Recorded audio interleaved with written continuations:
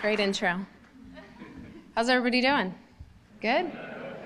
When I got here, I was just thinking back to my days at Rutgers when we were in the Big East and came here and played at Villanova. Heard it's quite different. They ripped up the grass fields and put in some turf fields, which is unfortunate. But anyway, it's good to be here. And I've done a lot of these speaker series for colleges, and obviously, every college or every appearance has some sort of a different theme that they would like to touch on. I think you delivered a great leadership speech. I could probably go sit back down, right? Yeah. But obviously, I was asked to come here and talk about leadership, and it's funny. And as I was driving over here, I was thinking to myself, when I started playing soccer, I never envisioned myself necessarily a leader. Never thought to myself I would ever be a captain of the U.S. women's national team.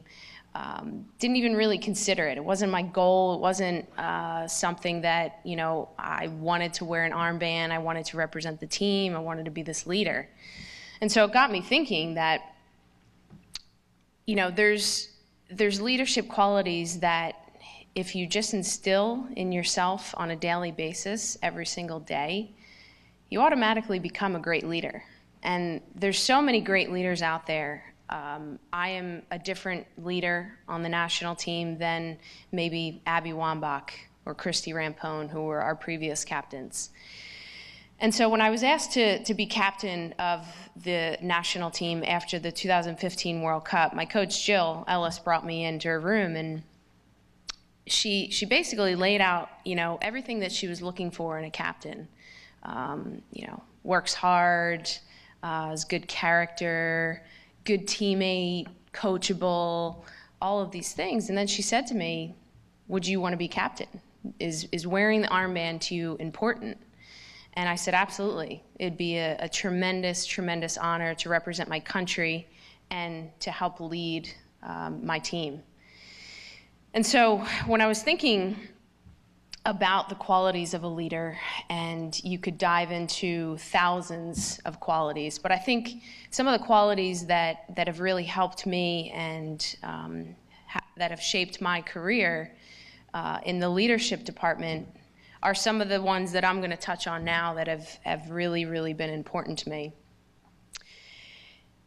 One of the biggest things is 100% effort.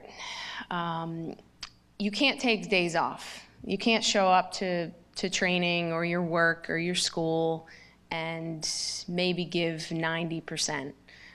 You have to work hard every single day.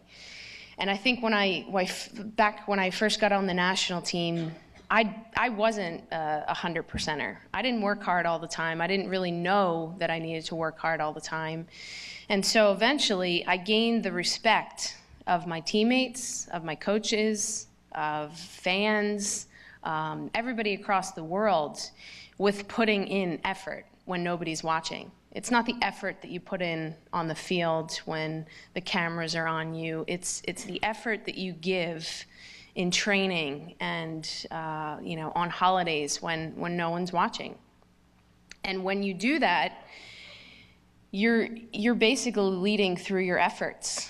And someone may say, that isn't a trait, but in fact it is, because it becomes contagious and people respect you.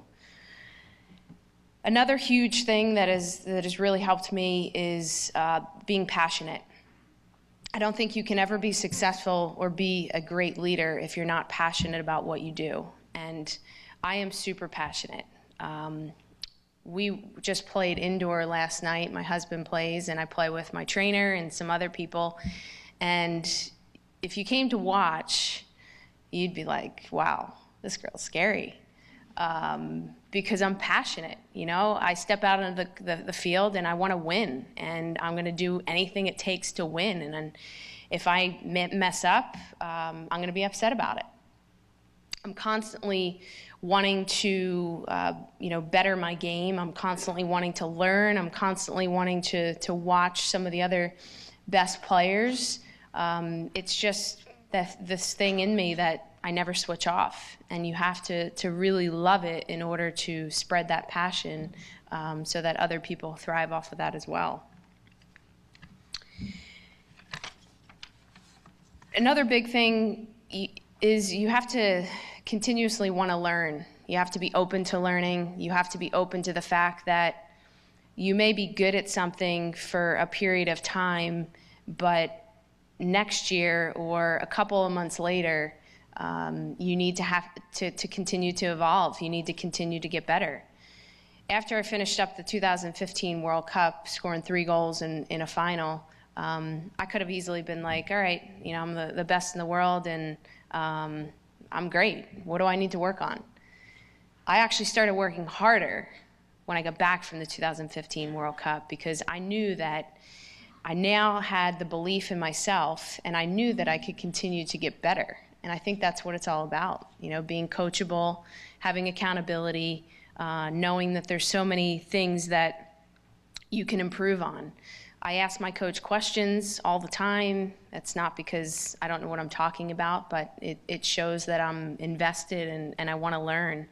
I approach the coaches. You know, I ask them if there's anything that I need to work on to get better. You know, again, watching some of the world's best players, reading books, watching games. There's so many things that you can do to continue to learn and continue to get better. And this also helps everybody else around you want to strive to become better as well and learn. So if they see me being a leader, you know, watching game footage and trying to be better, they're going to want to do that as well. You got to motivate your team. And like I said, I wasn't just born a leader. This wasn't on my radar. This wasn't in my plans to be captain. It just kind of, through hard work and dedication and having good habits each and every day, the opportunity presented itself. And I'm still learning. I'm still learning to become a better leader.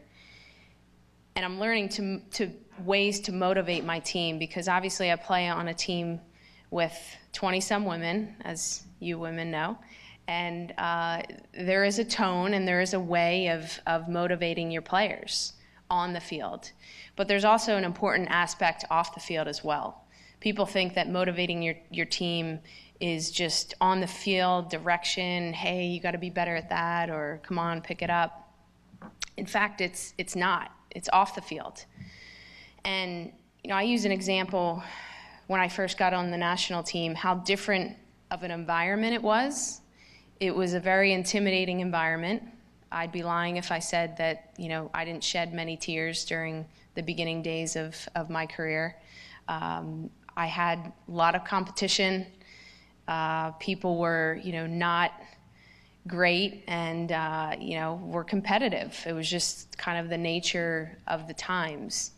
And I remember saying to myself at that point that when I become an older player and a veteran player, I want to make these players feel welcome. I want to make younger players feel like they have the confidence, you know, that they can have confidence in themselves and that I have confidence in them. Because if you make someone younger who's a little bit uncomfortable in a situation feel comfortable, the team is better off because they're most likely going to play better. So that was one of the things that I wanted to do. And I've done it. You know, I've done it in my own way. I've pulled players aside after training and just asked them, hey, are you doing okay? Do you need some help? How are you feeling? I've pulled people aside in our hotel room. You know, there's different ways of trying to help motivate your team because that's what leadership's all about, is trying to find those little instances where you can make a difference. Another big thing is being professional. And someone may say, well, you know, that's easy. You just go to work every day, you get your, you know, your uniform on and you just go and you just be professional. But being a professional is way more than that. I've had people say, you know, what do you do with your day? You go to train, you come home, and then what do you do? It's around the clock. It's nonstop. It's basically changing your entire life for this one thing. And that requires a lot of sacrifice. That requires a lot of things that you're going to give up. But in the end, it's all worth it. And for me, I'm not sure if you guys have read my book, but the title of my book is When No One Is Watching. And that's really about being professional, is not doing all the right things in front of a camera or in front of people. It's doing all the right things when no one is watching. It's, going to bed early. It's being classy. It's being professional. It's never switching off. Like I said, this is a 24-hour, 7 days a week job. Making sure you're eating right, making sure you're stretching and behaving in a way that is representing the team, in a good fashion. Win or lose, how do you respond in that certain situation? I know for me, this past summer in the 2016 Olympics, we set a record, but that record wasn't a great record. That record was the worst this team has ever done in Olympic history, losing in the quarterfinal match. I had an opportunity to, as a leader, NBC needed an interview as soon as the game was done. Well, it's easy to go over and give an interview when you won and when you're advancing. I remember seeing signals of the crew asking for someone to come over. And I was the only one left on the field. I was the last one pretty much to leave the field. Curled over, just devastated from that moment.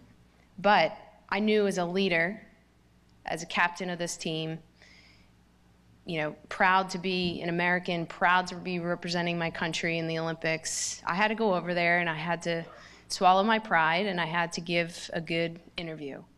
And I don't really remember what I said, but I know I kept it positive, and I know that it's something that you can turn into a positive. But if I responded negatively to that, the leadership quality wouldn't have looked great on my part. So win or lose, you have to show your true colors, and you have to be able to really accept defeat. And know that there's a lot of people watching. Can't show that you're frustrated. You can't show that you're going to quit. You just have to be professional. I think another big trait is treating people equally. And this may be hard, obviously, because I'm sure all of you are in work environments. Maybe some of your teammates or your best friends. Well, you can't treat your best friend differently than, let's say someone who's just joined the team or just gotten on the team. It's important to treat everybody equally. If somebody's not working hard and they're your best friend, you should be able to politely say, hey, you got to work a bit harder. And that goes for everybody. That goes for me. I know with our coach now, Jill Ellis, she's been completely open and honest that if you are not performing, whether you're World Player of the Year or whether you've been the top goal scorer for the last 4 years or whether you have X amount of endorsement deals, it doesn't matter. If you're not performing at the end of the day, you're not going to be playing. And to me, that is such a great trait as a leader, because it shows the accountability piece, and it shows that everybody has to work hard, no matter who you are, no matter me. 200 and some caps. If I'm not performing, Jill is very open and honest, and it's going to say, you're going to have a seat next to me on the bench. That's just how it is. So it's really important to do those things, to be respectful, to obviously not talk about people, just treating everybody equally. And it's a tough thing, but it's very, very important. The last Last point that I think is also important is being able to inspire your teammates. And I think some of the keys to success is being able to elevate your game when the pressure is on. And for me, I love those situations. I love the bigger the moment, the better. Those are the moments where I live for. Those are the moments why I get up at 6 a.m. to train, and why I train on holidays, and why I haven't skied in 13 years.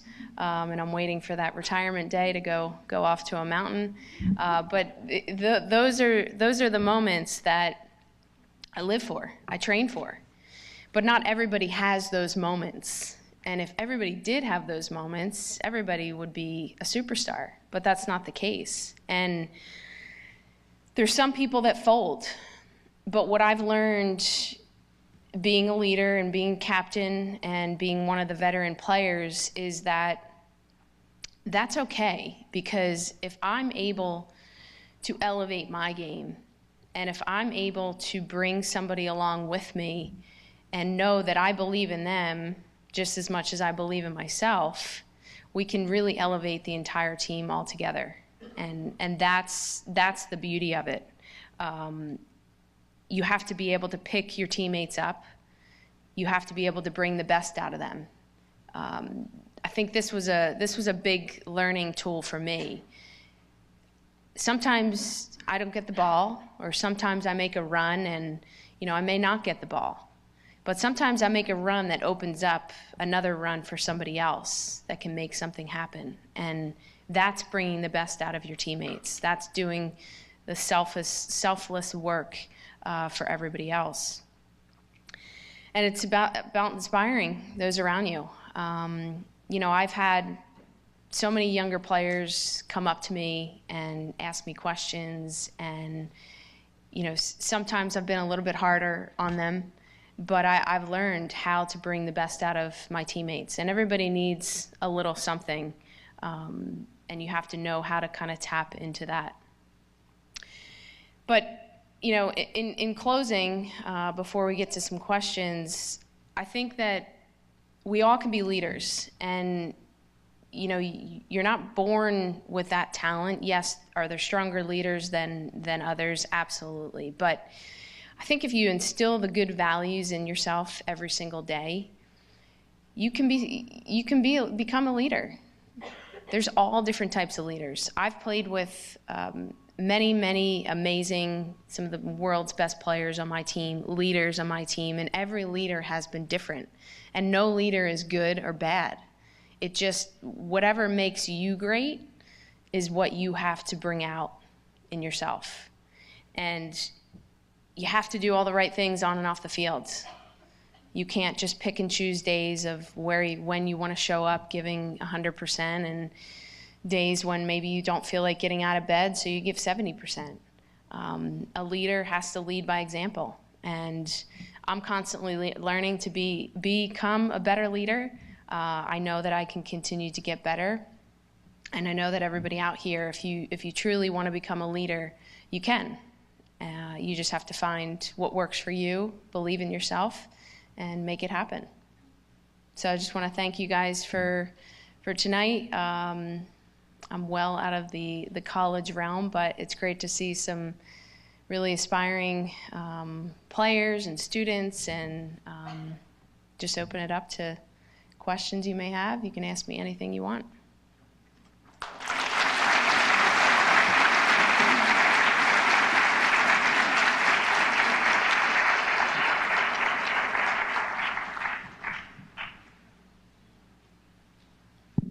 Okay, how this is going to work is, if you have a question, we're going to come. There's 3 mics, so we have each side. Who has the first one?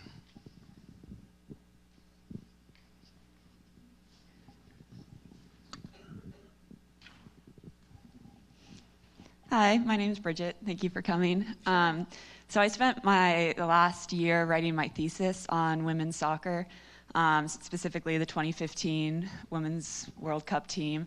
And I think one of the best parts about soccer in general is that it's a universal sport, and that all you need is a ball, place to play, maybe a friend. But in the United States, it's become a pay-to-play pipeline where a lot of people are excluded from being able to play. Specific populations, specific people, specific children aren't able to access the game in the same way. They're not able to enter that pipeline because maybe they don't have the money, they don't have the resources, they don't have the space. And I know Julie Foudy has talked about this before, specifically naming the pay-to-play pipeline. So I was wondering what you would recommend students, maybe the US team, anyone, what they can do to make this game more accessible, to return it to that universality of the sport. Yeah, great. No, I totally agree, because I've actually met quite a few people who live and breathe the game of soccer, who are extremely passionate, love it, very skillful, but yeah, they are having to work instead of being able to play, or maybe their parents don't have a car, so they can't drive them to training. There's a lot of factors that factor into that, and I know U.S. Soccer is trying to change the structure of that. They are holding these national training centers that are providing kind of environment for some of the kids from best club teams all across the country to be able to come and train and get seen. But I do agree that it is a problem, because there's a lot of talented players out there who are really just getting pushed to the side and no one even knows about. So, hopefully that can change, because I think both our national teams, the men and women, could become a lot better if some of these players had some of the resources. But I do know U.S. Soccer is trying to change that structure, as well as putting a girls' academy in place as well. So.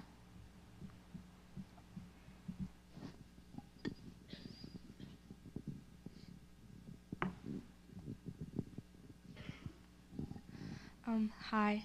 My name is Kaylee, and as a 14-year-old, what can I do to advance my career in soccer? Well, I wish there was one answer, but it's a journey. I could have come up here and talked about many different things, many different topics. My journey has been a tough, challenging journey. It's been very interesting. The success hasn't happened overnight. And, I go back to kind of where I started to now where I've ended up and where I continue to want to be. And you just got to put your head down and you got to work every single day. There's really no other formula. There's outperforming your opponents, outworking everybody on a daily basis, competing against yourself, worrying about things that you can only control. All of those things have played a huge role in my career. I know I used to be a player who made a lot of excuses and who blamed coaches and blamed teammates, and that doesn't get you very far. And I was talented, but I think that there's a lot of other talented players out there, and if you're not willing to put in the work, you're not going to make it. Because I played with a lot of talented players who, in my opinion, I thought were probably better than me, more skillful, and not one of them are playing to this day. So it just goes to show you that if you put your head down and don't complain and have maybe somebody in your life who can help guide you, you can reach for the stars and get there for sure. Hi, my name is Sarah. So I just had a quick question I'd love to get your insight on. Messi or Ronaldo? Definitely Messi. I agree. I have another question over here. Hi, I'm Julia. I was wondering, what's the biggest challenge you faced as captain? How did you overcome it? I don't think I've have faced a biggest challenge per se. I think I'm a person who doesn't really like the spotlight. I like to just be me. And when I'm with my friends and family, I'm just Carli, who grew up in Delran, who, you know, had a Saturn as her first car and just, you know, played for my local town team. And that's reality is I'm not the same Carli, although I am as a person, but the brand of Carli is different. And I think that, you know, I don't realize the effect that I have on so many people by, like I said, you know, pulling a youngster aside and saying, hey, you did really good today. You know, that goes such a long way. And so I think I've been learning how to be me, but also how to, again, bring out the best in my teammates and make people feel comfortable and welcome. I think so many years prior, I was just, you know, in this tunnel vision of, you know, just kind of worrying about myself and, you know, which is fine, not being selfish, but when you are captain of the national team, you know, your tunnel has to get a bit wider, and you have to really just, you know, focus on encouraging my teammates and being the leader that makes me so special, working hard, giving 100% effort all the time, pulling people aside. I think that's what's maybe been a little challenging, is just trying to figure out what works and not force a lot of things. But it's, you know, it's been great. And it's easy to play for a coach who is really steering the ship. And I totally support her, and I'm totally on board with her. And so it makes my job a lot easier to just get everyone else to buy into everything. Hi, my name's Emily. Huge fan. I can't believe I'm talking to you right now. I'm like dying inside. But anyway, so you talked about like being an acting professional. So I kind of wanted to get your opinion on, like, how did you feel like after Hope Solo's comments after the Sweden game? Do you think she was treated fairly afterwards, and do you miss her? Yes. Hope actually just texted me a few minutes ago. I haven't been able to look at it, but I guess I could now. No, you know, like I said, just to that question prior, you know, reality is everything I say, everything I do, everything I tweet, everything I post, you know, I have to watch what I say. I have to watch what I do. And, you know, I laugh because this whole Ronaldo-Messi thing, I'm going to get a little off track, but I'll get back to it in a minute. You know, back in 2000, I had tweeted some of these things about, you know, some jokes going on about how I like Messi better. And when I won FIFA World Player of the Year for the first time, and I was standing up there with Messi, all these tweets just started resurfacing. And even though I deleted them, so yeah, a lot of Ronaldo fans weren't a fan of me. But it honestly just goes to show you that whatever you say and whatever you do is constantly being watched. And I know with Hope, her quote wasn't just that sentence, wasn't just those words. It was a quote that was, you know, a page long, and people just extracted what they wanted out of it. Do I know what she meant? Absolutely. Do I know that she was upset that Sweden didn't come out to play? Absolutely. I wish Sweden came out to play, but that's the game. That's tactics. And they knew that they could only survive by bunkering in, and that's what they did, and they waited for one chance. I think with Hope, and I think that, you know, she may feel this as well, there were kind of a lot of things that were happening in the last year or two, and I think, you know, sometimes you run out of lives, and it was unfortunate, and I don't know what's going to happen. I hope that she can repair the relationship with U.S. Soccer. I'm not sure if she's planning on coming back or if she's training, but do definitely miss her for sure.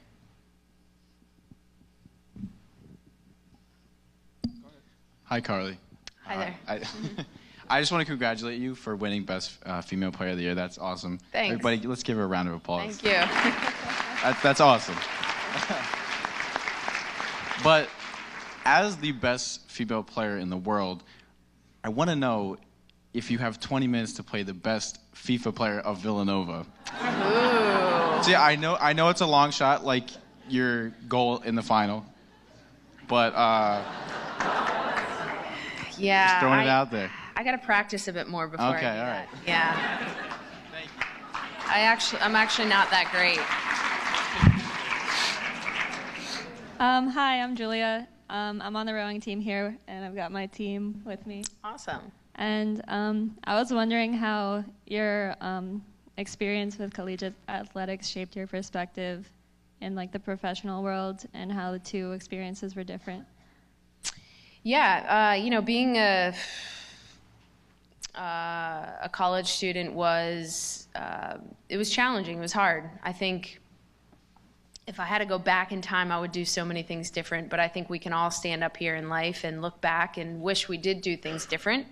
But I think life is all about life lessons. But I enjoyed my time at Rutgers. I thought that I formed some special friendships and some special bonds that I'm still friends with some of my teammates now and my college roommates.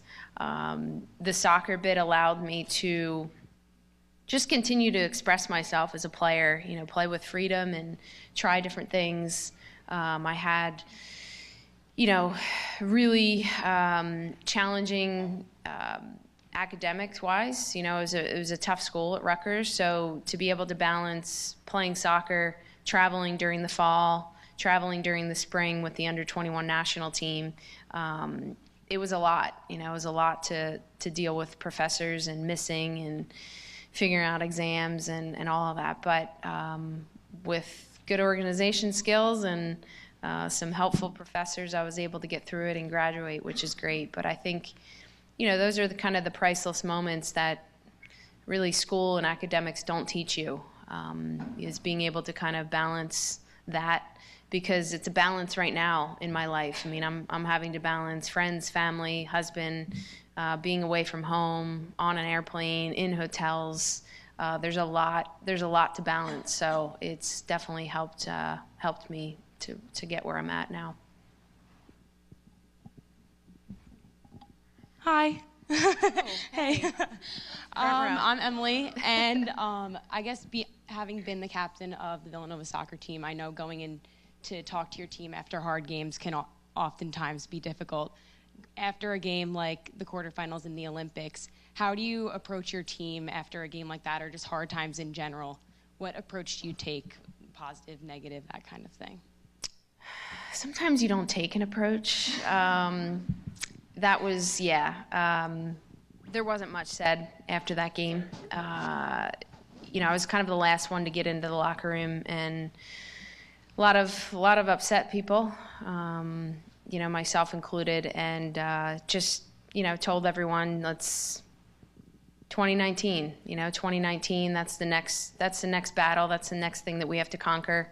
It's obviously hard to hear at the moment, but that is, no team has won back-to-back World Cup, so that's our next big challenge. And there wasn't really much said after that, because sometimes there's no need for words. Everybody gave it their all. Everybody worked hard. I'm not sure that, if we had done anything different, would it have changed things? I think if we played Sweden again and we had 20-some chances, we probably would have beaten them, but that day we didn't. And it was just back to the drawing board shortly after that, and just trying to be positive, trying to learn from it. And I think, obviously speaking in interviews and everything, everybody reads that. So the more positive that I can be, the better that the team has a better outlook on the way things are going to go.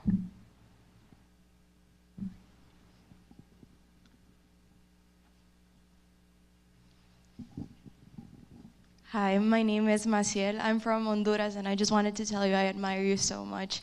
This might be a controversial question, but how do you deal with the frustration that arises from the gender inequality that is in soccer?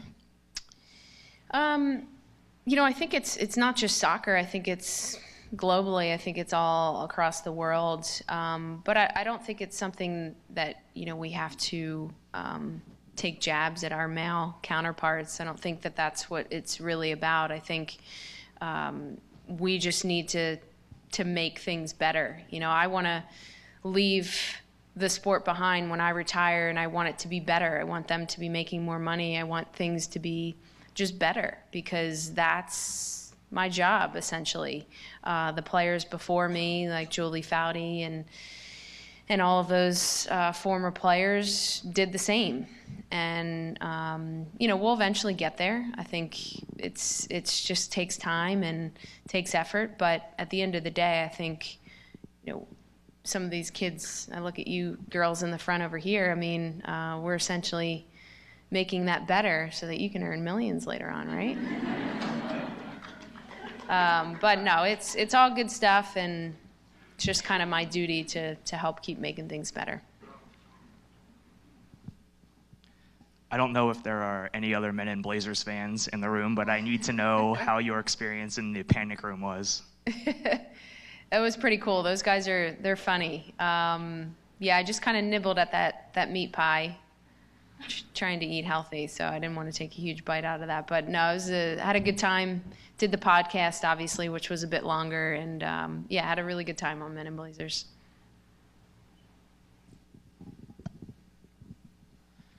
Hi, I'm Patrick. Personally, I'm a huge Liverpool fan. I want to know, how did you become a Liverpool fan? I've liked Liverpool for, from growing up, and just really liked kind of what they were about. I mean, obviously they were really, really successful back in the day, and I've followed Steven Gerrard. I find that he's kind of someone that I feel sort of play alike. So I've followed him and really liked him, and I just like what they're about. Blue collar town, work hard. They're not spending tons and tons of money to get players, but trying to develop them. So it's good to see. But I must say that the last 2 games that we were at, they won, and they have not really won since. So I think we got to go back. Hey, Carli. Out here. Oh, there you are. Hi. Thanks for being here again. As many Villanova people will know, there are some moments in sports history that are really indelible and that we'll remember forever. I think you guys know what I'm talking about. But one of those for me growing up was seeing your 3rd goal in your hat trick during the final when you guys won. I'm just wondering, as a soccer player, if you could just walk us through what a crazy goal that was. Yeah, that the World Cup was definitely an interesting journey, and I think one of the things that I've learned throughout my career is that every major event starts and finishes differently, and no event is ever the same, no game is ever the same, and I think once I figured that out, made things a lot easier. But obviously the beginning of the World Cup didn't start out to the way that I thought it should have started out. I was feeling good, feeling ready to go, and our team wasn't playing as well either. And it was probably the worst confidence I've had in a major event ever in my career. And by the 3rd game after Nigeria was a little bit better, but my trainer kind of had to really help me through it. And once I had the momentum, we played Colombia in the knockout rounds, we played Germany, and then Colombia, China, Germany, and then the final against Japan. That final was pretty much just in the zone, playing in the park with my friends, no worries, no care, just wanted to walk home as a World Cup champion. And after we went up 1-0 in the first 2-3 minutes, and then we went up 2-0 in, I don't even know, 5-6 minutes, and then 4-0 at 16 minutes. It was just an indescribable moment. I mean, it was an unbelievable feeling. It was the first time in my life where I wanted the game to end after 16 minutes, because I was like, we got a lot of game left to play.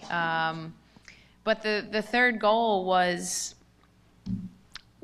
really just, I've said it, 13 years of hard work. I've always been a player who takes a lot of risk.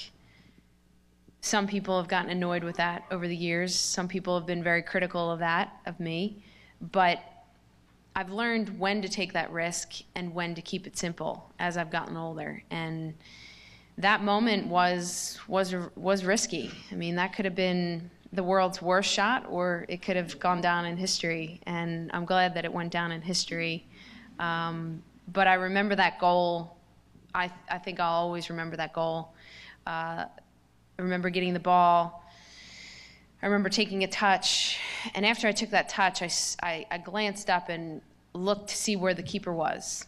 I don't know what made me go for it, but I saw her off her line, and I went for it. And when I hit it, I knew that I hit it as perfect as could be. It left my foot, and it was just the best well-struck ball I had hit, ever. And just was watching it go within the frame of the goal for, I don't know how many seconds it took, but the keeper obviously backing up. She did get a hand on it and touched it, but still happened to go in. And it was awesome. It was just worth every 6 a.m. wake up and every workout that's been tough, because that's kind of the beauty of hard work.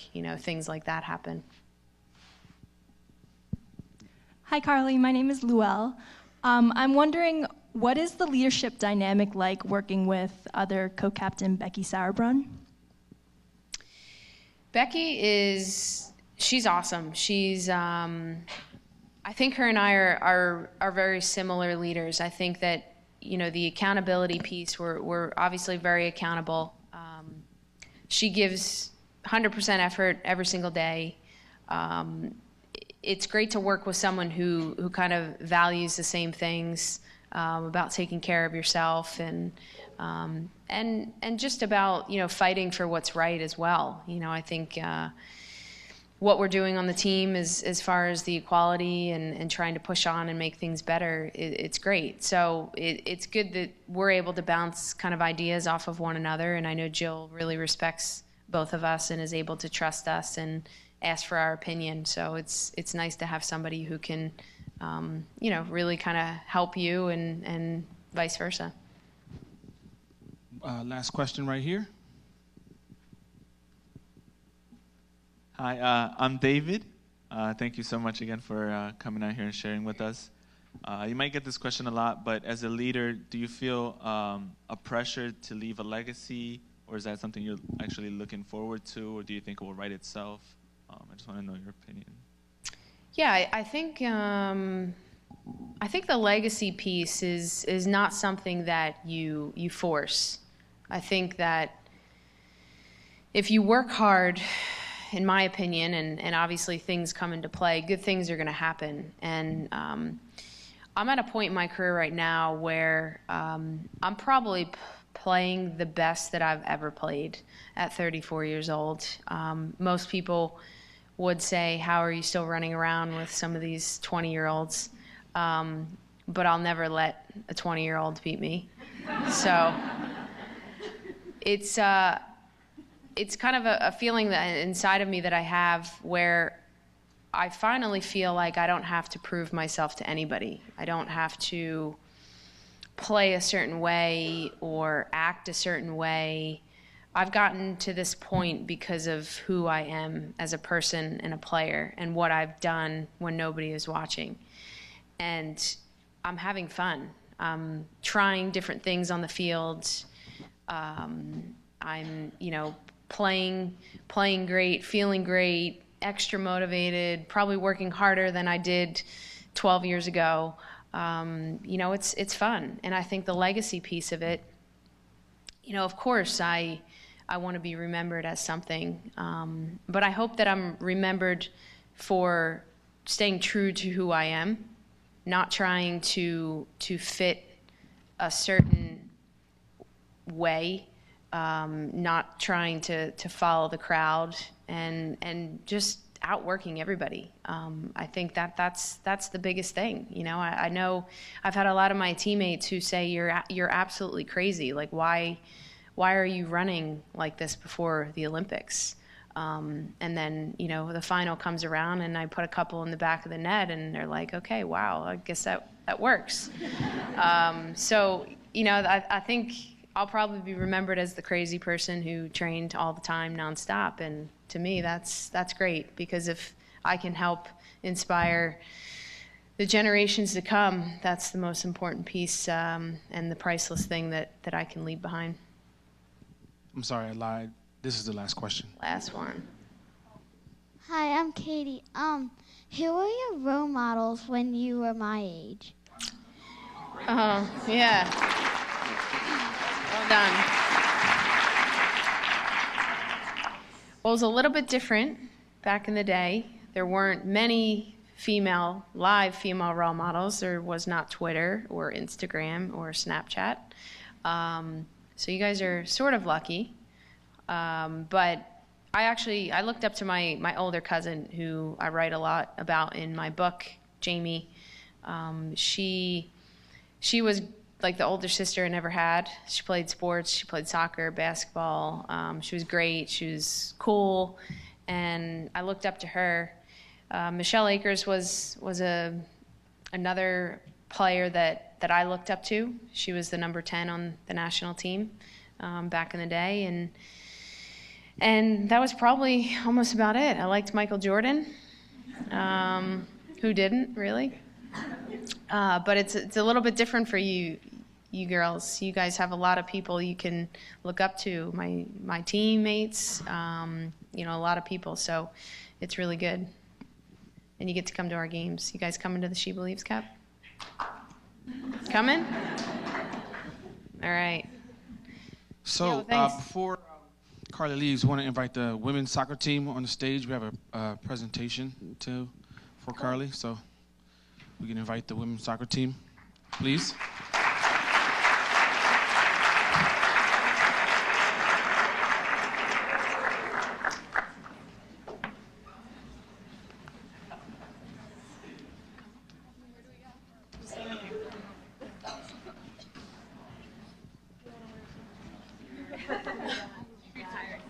First of all, we just would love to thank you, Carli, for coming out on behalf of Villanova Women's Soccer and the student body here at Villanova. We would just like to give you your very own Villanova jersey, and thank you so much again for tonight.